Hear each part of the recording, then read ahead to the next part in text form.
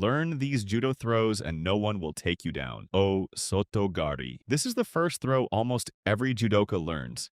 And it's also the one that ends the most street fights before they even start. You hook your leg behind your opponent's leg, drive your chest into them, and reap their leg out from under them like you're cutting down a tree. It looks simple, but simple is why it works, because it doesn't require you to be flexible or fast, just committed. It's this low on the list because it's the entry point. Every black belt still uses it, but it's the foundation. Everything else gets built on top. Ippon Seoi Nagi. The one-arm shoulder throw, is where judo starts looking like it shouldn't be legal. You grab one sleeve, turn your back into your opponent's chest, and launch them clean over your shoulder using their own forward momentum against them. Smaller judoka love this throw because it doesn't reward size, it rewards timing. Get the entry a half second early or late and it does nothing. Get it right, and a 130-pound competitor puts a 200-pound opponent on their back before they even register what happened. It's ranked here because it's high reward but unforgiving if you're sloppy. Goshi. Goshi, the major hip throw, is the one that built judo's reputation as a martial art of leverage instead of muscle. You pull your opponent onto your hip,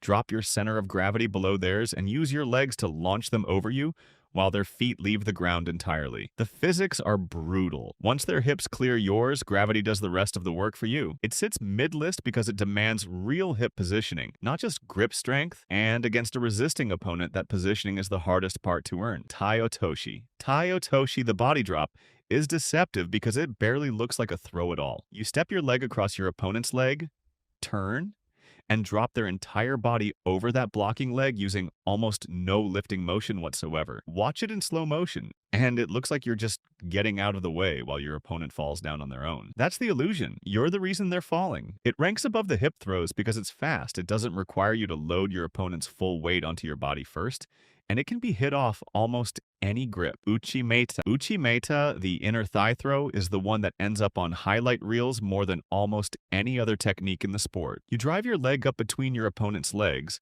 sweep it through their inner thigh, and lift their entire base off the ground while they're still trying to figure out where their balance went. It takes real hip flexibility and real timing to load correctly, which is exactly why it's ranked this high. When it lands clean, opponents don't fall, they get launched, sometimes rotating a full circle in the air before they land. Harai Goshi. Harai Goshi, the sweeping hip throw, takes everything Uchi Mata does and adds a leg sweep that removes both of your opponent's remaining points of contact with the ground at once. You load them onto your hip exactly like Ogoshi, but instead of just lifting, you sweep your leg back through theirs at the same moment.